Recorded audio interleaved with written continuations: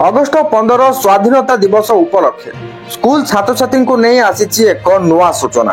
कौन से सूचना चलतु फटाफट जानिबा। आजादीका अमृत महोत्सव अध्ययन हर घर तिरंगा अभियान पालन करी नागरिक मानकु घरे जातीय पताका उत्तोलन करने को उत्साहित करा जाउछि। चलित वर्ष हर घर तिरंगा अभियान अगस्ट 2 तारिख रु 15 तारिख पर्यंत 3टी पर्याय आयोजित होगा ने सूचना रही।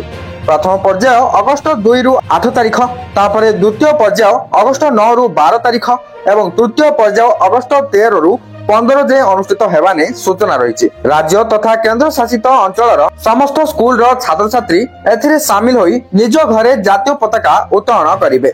एही समय तिरंगा सह एक सेल्फी उठाई www.harghartiranga.com वेबसाइट रे अपलोड करने को कहा जायछि।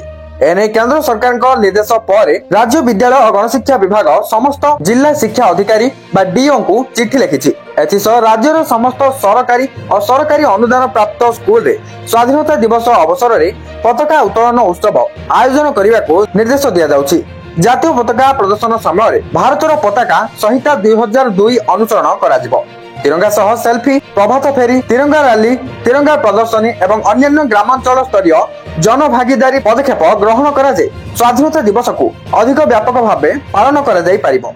एही अभियान रे करा जाउथुबा कार्यक्रम गुडी को विभिन्न सोशल मीडिया प्लेटफॉर्म रे अपलोड करा जिवो। तो वर्तमान जे स्वाधीनता दिवस पई स्कूल छात्र छात्री को नै जो अपडेट आस्तिला एबा आपण जानि साले वीडियो को शेयर करी समस्त पाखरे ए सूचनाटी को पहुंचाई दियंतु एवं आगु को जहां भी किछि ननो अपडेट आसीबो जानिबा पई चैनल को सब्सक्राइब करी बेल आइकन को प्रेस करी ऑल दे क्लिक कर रखिबा को जमार भी भूलंतु नै।